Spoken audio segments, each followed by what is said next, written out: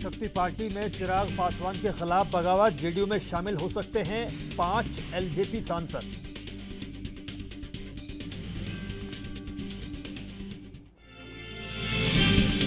अयोध्या में राम मंदिर निर्माण में करप्शन के आरोपों पर चंपत राय की सफाई, कहा बाजार भाव से बहुत कम कीमत पर खरीदी गई जमीन, आरोपों की नहीं कोई चिंता।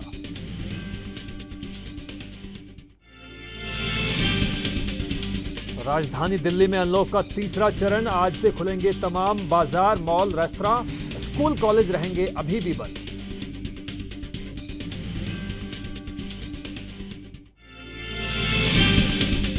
भारत में कोरोना मामलों में लगातार आ रही है गिरावट, भारत के कुछ हिस्सों में अभी भी जारी है कोरोना का कहर। दक्षिण भारत में कई ग्राम पंचायतों में पूर्ण लॉकडाउन।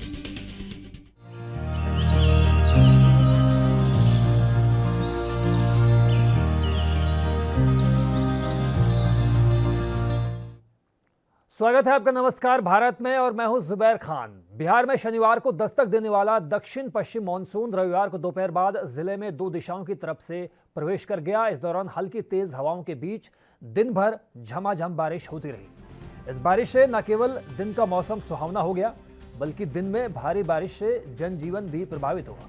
मौसम वैज्ञानिक जीपी मंडल ने बताया कि सुबह से ही रह रहकर बारिश हो रही थी। दोपहर बाद लगभग 3:45 बजे दक्षिण पश्चिम मानसून जिले के उत्तर और पश्चिमी दिशा की तरफ से भागलपुर में प्रवेश किया। इस दौरान हर ओर एक ही तरह की झमाझम बारिश देखी गई। सुबह 8 बजे से लेकर शाम 5:30 बजे के बीच शहर में 59.6 मिलीमीटर बारिश दर्ज की गई, जो कि इस साल में एक दिन में हुई सर्वाधिक बारिश है।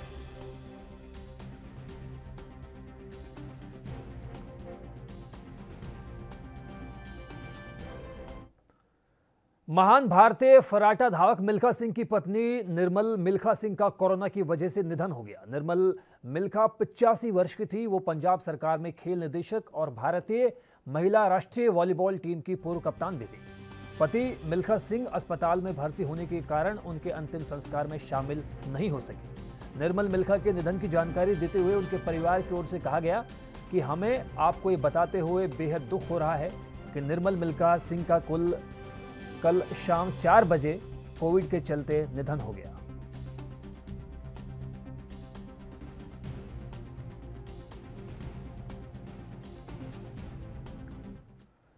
छत्तीसगढ़ के मुख्यमंत्री भूपेश बघेल ने नई दिल्ली और छत्तीसगढ़ के पड़ोसी राज्य में फिर से बढ़ रहे कोरोना प्रकरणों को देखते हुए प्रदेशवासियों से विशेषकर बस्तर संभाग में विशेष सावधानी बरतने की अपील की।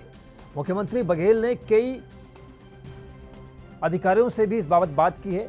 मुख्यमंत्री बघेल ने नई दिल्ली का उदाहरण देते हुए कहा कि नई दिल्ली में लॉकडाउन खुलने के बाद पॉजिटिविटी दर फिर से 0.5% तक बढ़ गई है। मुख्यमंत्री भूपेश बघेल ने कहा कि इसी तरह पड़ोसी राज्य महाराष्ट्र के बस्तर की सीमा से लगे जिलों में भी कोविड संक्रमण में बढ़ोतरी की जानकारी मिल रही है। इससे हमें सबक लेने की जरूरत है। उन्होंने कहा कि छत्तीसगढ़ में इस वक्त हालात बहुत बेहतर हैं। संक्रमण दर 2% से भी नीचे है। मृत्यु दर भी बहुत कम है। छत्तीसगढ़ में नए मरीजों और कुल सक्रिय प्रकरणों की संख्या में भी बहुत कमी आई है। मुख्यमंत्री बघेल ने कहा कि हमने कोरोना की दूसरी लहर के दौरान बहुत से प्रियजनों को खो दिया। अपनी इकोनॉमी को बचाए रखने के लिए हमें बहुत संघर्ष करना पड़ा है और राज्य में अब जाकर विकास ने फिर से रफ्तार पकड़ी है।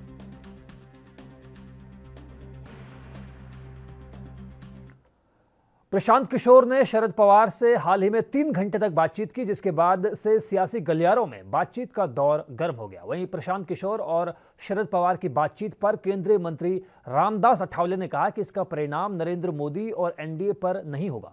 उन्होंने कहा कि 2019 में प्रशांत किशोर बीजेपी के साथ नहीं थे, फिर भी बीजेपी ने 303 सीटें जीती थी। रामदास अठावले ने और क्या कुछ कहा, आपको सुनवाते हैं।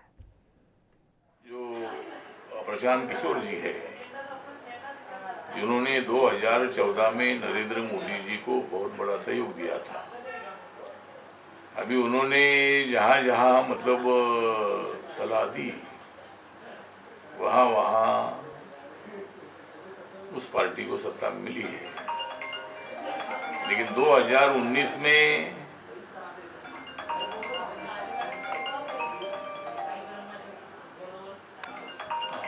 प्रशांत किशोर बीजेपी के साथ नहीं थे, एनडीए के साथ नहीं थे, उसके बावजूद भी नरेंद्र मोदी जी को 303 सीटें लेकर बीजेपी को सफलता देने का बहुत बड़ा काम नरेंद्र मोदी जी ने किया था। तो नरेंद्र मोदी जी के खिलाफ कितना भी अपोजिशन स्ट्रांग करने की कोशिश हो, उसमें उतना कोई दम नहीं होगा। और 2024 में दोबारा नरेंद्र मोदी जी प्रधानमंत्री को बनेंगे। इसीलिए मुझे लगता है कि पवार साहब के साथ कर्नाटक के मदिकेरी इलाके में पुलिस पर बर्बरता का आरोप लगा है। कथित तौर पर एक मानसिक रूप से कमजोर व्यक्ति को पुलिस ने बेरहमी से पीटा है, जिसके बाद में उसकी मौत हो गई। पुलिस ने व्यक्ति को कर्फ्यू की पाबंदियों के उल्लंघन के आरोप में पकड़ा था, जिसके बाद उसके परिवार वालों को सूचना दी गई थी। इस मामले में आरोपित 8 पुलिसकर्मियों को सस्पेंड किया गया है। मामला मदिकेरी के कुडगु शहर का है।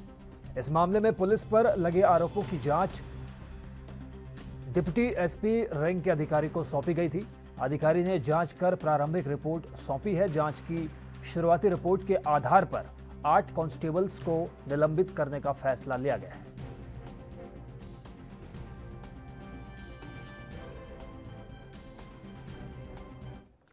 यूपी के संभल में हादसे लगातार बढ़ते जा रहे हैं। वहीं ताजे मामले में एक डीसीएम ने बाइक सवारों को टक्कर मार दी। इस हादसे में बाइक सवार महिला की मौके पर ही मौत हो गई, जबकि बाइक चला रहा युवक गंभीर रूप से घायल हो गया। उधर सूचना पर मौके पर पहुंची पुलिस 108 एम्बुलेंस ने घायल और मृतका को सामुदायिक स्वास्थ्य केंद्र पहुंचाया, लेकिन युवक की गंभीर हालत को देखते हुए उसे जिला अस्पताल रेफर किया गया है। फिलहाल डीसीएम चालक फरार है और पुलिस उसकी तलाश में जुटी हुई है। आपको बता दें कि बहजोई थाना क्षेत्र के बेटा सिंह चौराहे का यह मामला है और यहां अक्सर दुर्घटनाएं होती रहती हैं, लेकिन प्रशासन की ओर से अभी तक यहां दुर्घटनाओं को रोकने के लिए कोई भी ठोस कदम नहीं उठाया गया है।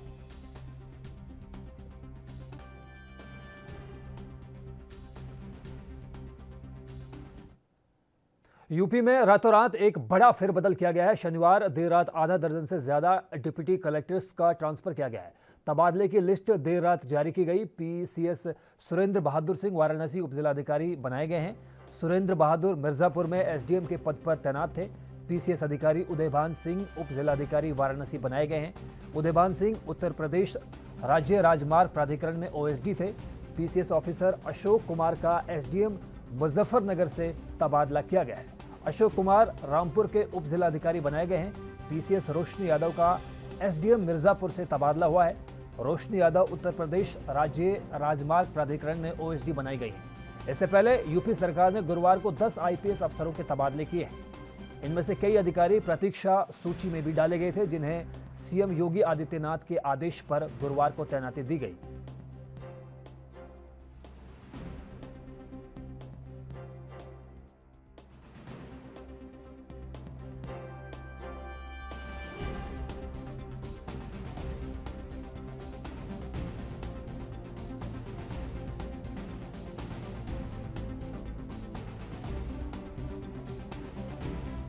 बंगाल की खाड़ी में उत्तर पश्चिम की तरफ से कम दबाव का क्षेत्र बनने से देश के कई राज्यों में मानसून वक्त से पहले ही पहुंच गया है। ओडिशा और गंगा से लगे पश्चिम बंगाल के इलाकों में भारी बारिश की संभावना जताई गई है। तो वहीं अगले 24 घंटों में उत्तर प्रदेश, बिहार, झारखंड, महाराष्ट्र और छत्तीसगढ़ समेत कई राज्यों में बारिश का अलर्ट भी जारी किया गया है। वहीं मध्य भारत तक पहुंच चुका मानसून देश के उत्तरी इलाकों की ओर भी तेजी के साथ बढ़ रहा है। इसके अगले 2 दिनों में पूरे उत्तरी भारत में आने की संभावना है। मौसम विभाग की ओर से ओडिशा, पश्चिम बंगाल, कोंकण, गोवा, छत्तीसगढ़, तेलंगाना, दक्षिण पूर्व मध्य प्रदेश, सिक्किम, उत्तर प्रदेश, झारखंड, उत्तराखंड, हिमाचल प्रदेश, आंध्र प्रदेश, तटीय कर्नाटक, केरल, मराठवाड़ा, विदर्भ, तमिलनाडु, रायलसीमा, लक्षद्वीप, आंतरिक कर्नाटक और दक्षिण गुजरात में बारिश की चेतावनी जारी की गई है।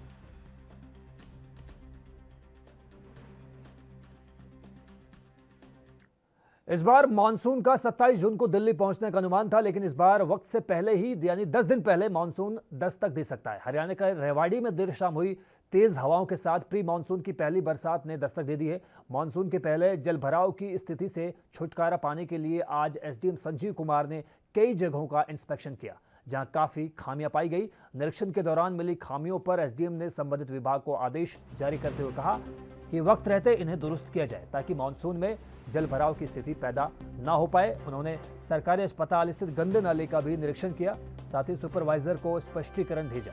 उन्होंने कहा कि सुपरवाइजर को 2 दिन का स्पष्टीकरण दे दिया गया है। अगर वक्त रहते सफाई की उचित व्यवस्था नहीं की गई तो उनके खिलाफ उचित कार्रवाई अमल में लाई जाएगी।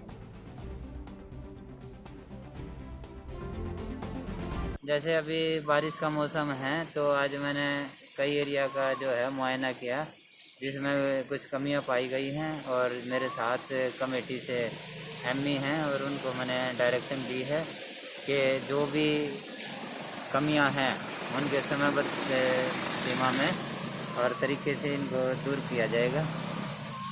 तो अभी देखा आप सुपरवाइजर है उसको स्पष्टीकरण जारी कर दिया गया है, 2 दिन में वो स्पष्टीकरण देगा कि ये क्यों नहीं छटा।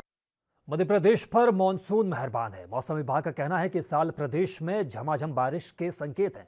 प्रदेश के आधे से ज्यादा जिले तरबतर हो गए हैं। मौसम विभाग ने आज भी जिलों में येलो और ऑरेंज अलर्ट जारी किया है।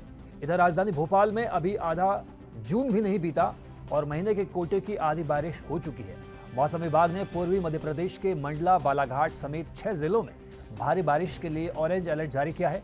वहीं भोपाल, सीहोर, होशंगाबाद, रायसेन समेत 22 जिलों में येलो अलर्ट भी जारी किया गया है। मौसम विभाग ने बताया कि पिछले 24 घंटों में छिंदवाड़ा में 33 मिलीमीटर, होशंगाबाद में 14 मिलीमीटर, पंचमढ़ी में 31 मिलीमीटर, भोपाल में 3.2 mm, भोपाल शहर में 1.5 mm, सागर में 2.0 mm, भोपाल में 102 mm बारिश दर्ज की गई। प्रदेश के ज्यादातर जिलों में भारी बारिश होने के बाद भी लोग उमस और गर्मी से बेहाल हैं। श्योपुर और शिवपुरी में गर्मी से लोगों का हाल बेहाल है। इन जिलों में तापमान 42.6 डिग्री सेल्सियस दर्ज किया गया।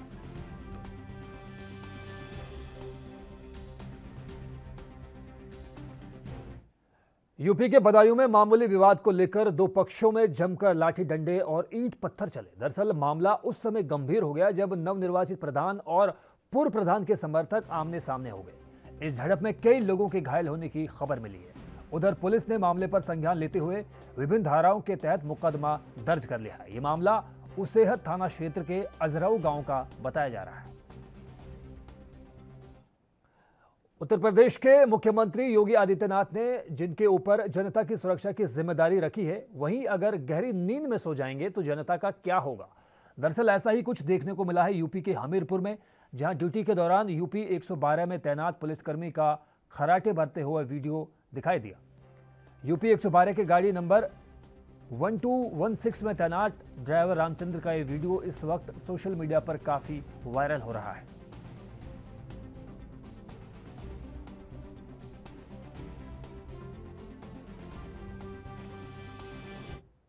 देश में कोरोना की तीसरी लहर की आशंका के मद्देनजर समाज का हर वर्ग अब चिकित्सीय सुविधाओं को बढ़ाने की तैयारी में जुटा हुआ है। इसी बीच मध्य प्रदेश के इंदौर में पुलिस की दरियादिली का एक उदाहरण सामने आया। यहां पुलिस मानव सेवा के कई उदाहरण पहले भी पेश कर चुकी है। वहीं अब इंदौर के सीएसपी बीएस परिहार ने मानव सेवा की एक अनूठी मिसाल पेश करते हुए इंदौर से 700 किलोमीटर दूर स्थित एक आश्रम को 4 लाख की लागत से बनी आधुनिक एम्बुलेंस दान की है, जिसमें ऑक्सीजन से लेकर हर जरूरी सुविधा रहेगी। सीएसपी बीएस परिहार ने बताया कि दूसरी लहर ने हमें यह बता दिया है कि ऑक्सीजन की कमी से कई व्यक्तियों को कोरोना ने मौत के घाट उतार दिया। जिसके बाद तीसरी लहर आती है तो उसके जन सहयोग से निपटने में जुटना होगा।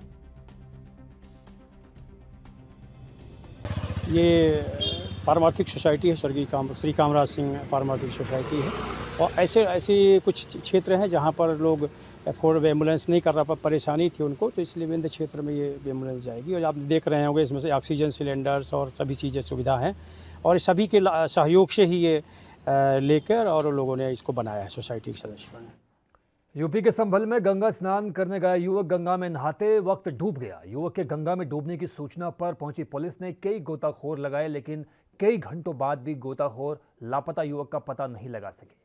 वहीं मौके पर लगी लोगों की भारी भीड़ जुट गई। बता दें कि गंगा में लापता युवक की तलाश अभी भी जारी है। यूपी के गाजियाबाद में लोनी बॉर्डर थाना क्षेत्र के बलराम नगर में बुजुर्ग दंपति के हत्याकांड का सनसनीखेज खुलासा हो गया है। दरअसल गाजियाबाद में कलयुगी बेटे ने संपत्ति के लालच में आकर अपने ही माता पिता की धारदार हथियार से गला घोंटकर हत्या कर दी। बता दें कि आरोपी के छोटे भाई गौरव की 2 साल पहले मौत हो गई थी, जिसके बाद से मृतक दंपति का झुकाव गौरव के बच्चों की तरफ हो गया था और आरोपी सारी संपत्ति खुद ही हथियाना चाहता था, जिसके चलते उसने अपने ही माता पिता की हत्या कर दी। साथ ही पुलिस को गुमराह करने के लिए घर का सामान अस्त व्यस्त कर दिया, जिससे हत्या लूटपाट के लिए मानी जाए। वहीं हत्याकांड का खुलासा करते हुए पुलिस ने आरोपी बेटे रवि को हिरासत में ले लिया है।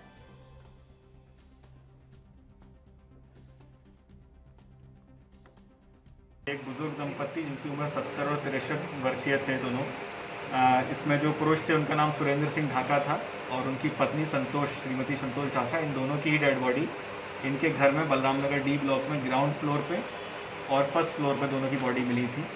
तो इसमें तत्काल कई टीमें हमारी काम करने लगी थी, हमारी फील्ड यूनिट भी इसमें फ़ौरन आई थी। तो इसमें बहुत अच्छा काम किया है हमारे क्षेत्राधिकारी लोनी और एसएचओ लोनी बॉर्डर ने, और बहुत ही कम समय में इस घटना का सफल अनावरण किया। इसमें पूरा मामला ये निकला कि जो इनका बेटा है रवि ढाका, उसने ही ये कृत्य किया था और उसने प्रॉपर्टी के लालच में एवं अन्य कारणों के कारण अपने बुजुर्ग माता पिता का गला घोंटकर उनको मार दिया था और फिर वहाँ से अपना नॉर्मल ये रूटीन पे निकल गया। सर पहले किसकी हत्या की गई? इसमें सबसे पहले इसका नॉर्मल डेली घर से जाने का समय सुबह 9 बजे से 10 बजे के बीच में ये घर से जाता है अपने काम पर। तो इस वक्त बड़ी खबर आ रही है बिहार से, जहां पर एलजेपी से जुड़ी ये बड़ी खबर। एलजेपी के लिए एक बड़ा सियासी संकट गहराता जा रहा है। चिराग पासवान के खिलाफ बगावत की खबरें सामने आ रही हैं। जी हां, लोक जनशक्ति पार्टी के सामने बड़ा संकट गहराया गया है, जहां पर रामविलास पासवान की एलजेपी में फूट की खबरें सामने आई हैं। 5 सांसदों ने एलजेपी का साथ छोड़ दिया है। तो ये बड़ी खबर आपकी टीवी स्क्रीन पर मौजूद। ये 5 सांसद जो है जेडीयू में शामिल हो सकते हैं, ऐसी खबरें भी सामने आई है। 5 सांसद चिराग पासवान से काफी दिनों से नाराज चल रहे थे। तो लोक जनशक्ति पार्टी में खासतौर पर बिहार प्रदेश में ये बड़ा नुकसान होता हुआ नजर आ रहा है, जहां पर 5 सांसदों ने एलजेपी को छोड़ने का ऐलान कर दिया है। तो चिराग पासवान के सामने इस वक्त की ये बड़ी मुश्किल, रामविलास पासवान की एलजेपी में बड़ी फूट नजर आ रही है। 5 सांसदों ने एलजेपी का साथ छोड़ दिया है। तो जिस तरह से कहा जा रहा था कि रामविलास पासवान के बाद में चिराग पासवान लोक जनशक्ति पार्टी को किस तरह से मजबूत बनाने में कारगर साबित हो सकते हैं, वो एक बड़ा सवाल है। उस पर फिलहाल चिराग पासवान खरे उतरते हुए नजर नहीं आ रहे, क्योंकि जिस तरह से पार्टी के 5 सांसदों ने पार्टी को छोड़ने का ऐलान किया है, उससे समूची एलजेपी पर बड़ा संकट गहरा सकता है।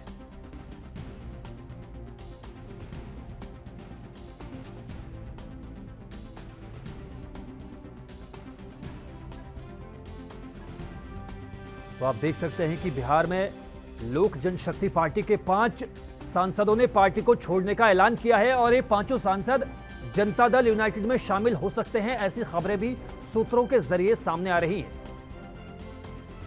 लंबे समय से इन सांसदों और चिराग पासवान के बीच मनमुटाव चल रहा था, जिसका खामियाजा अब एलजेपी को भुगतना पड़ा है। मध्य प्रदेश के शिवपुरी में स्मैक के नशे में लगाम लगाने के लिए पुलिस अधीक्षक राजेश चंदेल ने सभी थाना प्रभारियों को सख्त कार्रवाई करने के आदेश दिए हैं। इसी के चलते शिवपुरी देहात थाना पुलिस नशा करने वालों पर लगातार कार्रवाई करने में जुट गई है और 1 महीने के अंदर 20 लोगों पर देहात थाना पुलिस ने कार्रवाई को अंजाम दिया है। वहीं पुलिस ने कार्रवाई करते हुए एक महिला समेत 3 लोगों को 1 किलो 250 ग्राम गांजे के साथ गिरफ्तार किया है। आपको बता दें कि आरोपियों के खिलाफ NDPS एक्ट के तहत पंजीकृत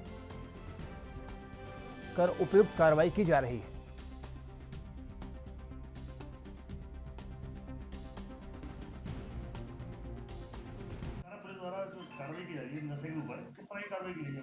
ये PHQ से और पुलिस अधीक्षक महोदय की तरफ से अभियान चलाया जा रहा है, जिसमें अवैध शराब और अवैध स्मैक बेचने वालों और पीने वालों के खिलाफ कार्रवाई का अभियान है।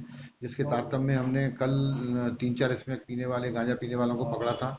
उनसे पूछताछ करने पर कि कहां से बिच रहा है, फिर हमने एक बड़े व्यापारी को भी पकड़ा है जिसके पास से 1.25 किलो गांजा प्राप्त हुआ है, उस पर कार्रवाई की है। आज भी कुछ लोग पकड़े हैं जो स्मैक पी रहे थे, इन पे हम लगातार कार्रवाई कर रहे हैं।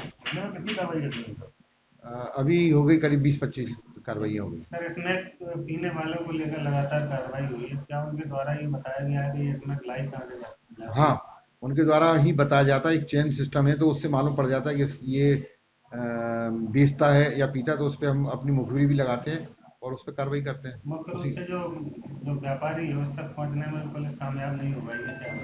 नहीं, अभी तक ऐसे जो बड़े व्यापारी जो बाहर से लेके आते हैं उसके लिए हम लोग कार्रवाई कर रहे हैं। हमारे मुखबिर लगे हुए हैं, बड़ी कार्रवाई उनका। यूपी के बाना में एक पुलिसकर्मी की सनसनीखेज मौत का मामला सामने आया है। पुलिसकर्मी पुलिस लाइन में तैनात था और अपनी ड्यूटी के लिए पीली कोठी गया था। ड्यूटी के दौरान पुलिसकर्मी को खून की उल्टी आई, जिसके बाद सहकर्मियों और परिजनों ने आनंद फानन में प्राथमिक उपचार के लिए उन्हें जिला अस्पताल पहुंचाया और जिला अस्पताल में हालत गंभीर देखते हुए डॉक्टर्स ने इलाज के लिए उन्हें झांसी रेफर कर दिया। तो वहीं इलाज के लिए झांसी ले जाने के दौरान पुलिसकर्मी की मौत हो गई। ड्यूटी कर रहे पुलिसकर्मी की पहचान हेड कांस्टेबल जसवंत यादव के रूप में हुई है। घटना के बाद से परिजनों और पुलिस महकमे में कोहराम मचा हुआ है। पोस्टमार्टम के बाद मौके पर पहुंचे सीओ सिटी राकेश सिंह के साथ पुलिस के उच्च अधिकारियों ने पुलिस के जवान को श्रद्धांजलि अर्पित की और सलामी दी।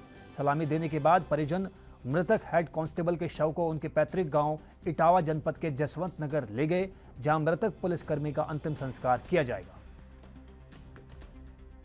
सर, मृतक मेरे पिताश्री थे और वो सर आज ड्यूटी पे निकले थे सुबह 8 बजे। कहीं पुलिस लाइन से ही ड्यूटी थी, तो सर वो बोल रहे थे कि पीली कोठी पे ड्यूटी थी, तो वहाँ पे उनको पलटी हुई एक बार ब्लड की। जब छुट्टी हुई तो वो घर आए तो दोबारा पलटी हुई, तो उनको मतलब सीरियस हालत में ट्रामा सेंटर ले गए। वहाँ पे थोड़ा ट्रीटमेंट किया तो फिर बोल दिया रेफ़र करने को बोल दिया, तो वहाँ पे रेफ़र किया तो एम्बुलेंस में वही ब्लड की पलटी आई और वहाँ जब दिखाया तो उन्होंने बोल दिया कि वापस ले जाओ, झांसी ले जाने से कोई फ़ायदा नहीं। यूपी के जालौन में बिजली पानी की समस्याओं को लेकर लोगों का सब्र टूट गया और उन्होंने महिलाओं के साथ मिलकर राट रोड पर जाम लगा दिया। साथ ही जिला प्रशासन और बिजली विभाग के खिलाफ जमकर नारेबाजी की। जाम लगने की सूचना मिलते ही स्थानीय पुलिस मौके पर पहुंची और लोगों को समझाने की कोशिश की, लेकिन स्थानीय लोग प्रशासनिक अधिकारियों को बुलाने की मांग पर ही अड़े रहे।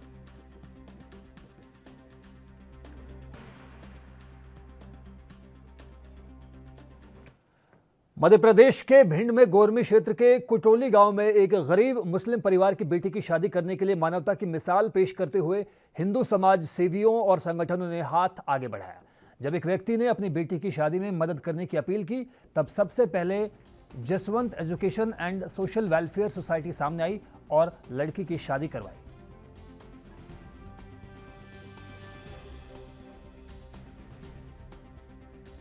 वो लोग आए थे हमारे पास जिनकी बिटिया की शादी है, कटोली गांव से है, तो हमने उन्हें आश्वासन दिया है कि आप निश्चिंत रहें, जो हम पे संभव मदद बन पड़े सभी भी किया है।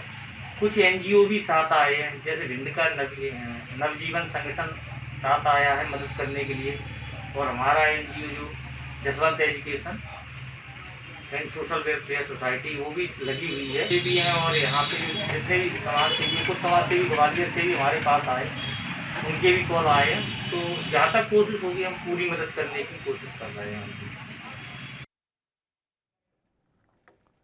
यूपी में फिरोजाबाद के पचवान गांव में पशुओं में गला घोटू बीमारी ने पैर पसार लिया है, जिसके चलते 1 महीने के अंदर करीब 50 पशु काल के गाल में समा चुके हैं। ग्रामीणों का कहना है कि स्वास्थ्य विभाग ने अभी तक कोई भी सुध इस बाबत नहीं ली है। ग्रामीणों का आरोप यह भी है कि पशुओं में अभी तक किसी तरह का टीकाकरण भी नहीं किया गया, जिसकी वजह से पशुओं में गला घोटू की बीमारी का रोग फैला है।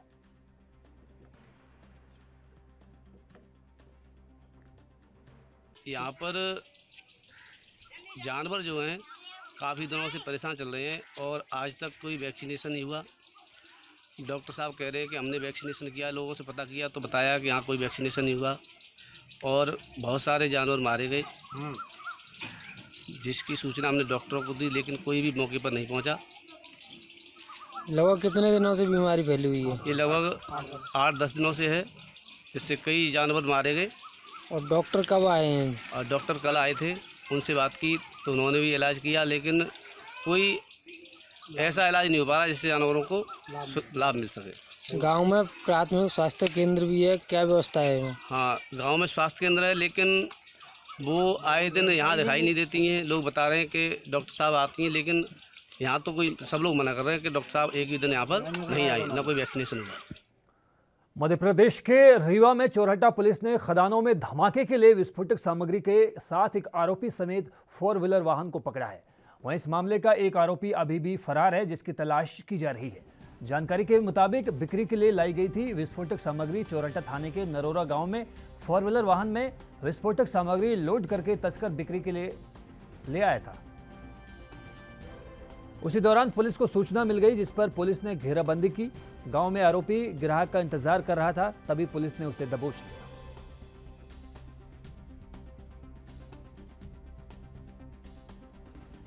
ये सूचना मिली थी कि नरौरा क्षेत्र में एक विस्फोटक का परिवहन किया जा रहा है, जो कसर खदान है।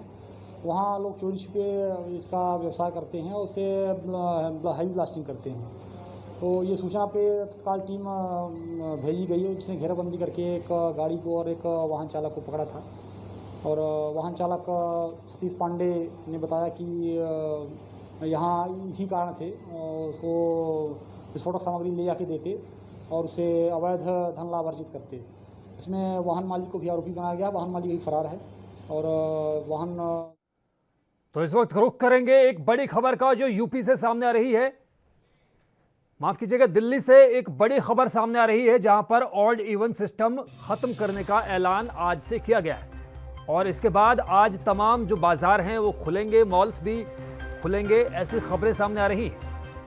तो राजधानी दिल्ली से ये बड़ी खबर है, जहां पर रेस्टोरेंट्स और सैलून के लिए भी बड़ी छूट मिली है और 50% क्षमता के साथ मेट्रो को चलाने की घोषणा भी दिल्ली सरकार की तरफ से की गई है। तो राजधानी दिल्ली में अभी भी हालांकि कुछ पाबंदियां बरकरार जरूर रहेंगी, लेकिन काफी चीजों को राहत दी गई है। स्कूल, कॉलेज और कोचिंग इंस्टीट्यूट्स भी बंद रखे जाएंगे। तो राजधानी दिल्ली से ये बड़ी खबर। कोरोना केस जैसे ही कम हुए तो दिल्ली वासियों को राहत देने की घोषणा की है दिल्ली सरकार ने, जिसके चलते ऑड इवन सिस्टम को आज से खत्म करने का ऐलान किया गया है दिल्ली में। इसके साथ ही तमाम जो मार्केट्स हैं और जो मॉल्स हैं वो भी आज से राजधानी दिल्ली में खुल जाएंगे। इसके अलावा रेस्टोरेंट्स और सैलून के लिए भी रियायत मिली है। 50% क्षमता के साथ दिल्ली मेट्रो भी चलेगी। तो दिल्ली मेट्रो में सफर करने वाले यात्रियों के लिए ये एक बेहतर सुखद खबर। हालांकि कुछ पाबंदियां अभी भी राजधानी दिल्ली में कायम रहेंगी, बरकरार रहेंगी, जिनमें स्कूल, कॉलेज और कोचिंग इंस्टीट्यूट में तमाम खबरें सामने आई थी।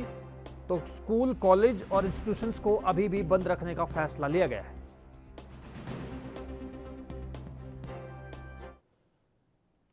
तो फिलहाल इस बुलेटिन में इतना ही। मुझे दीजिए इजाजत। नमस्कार।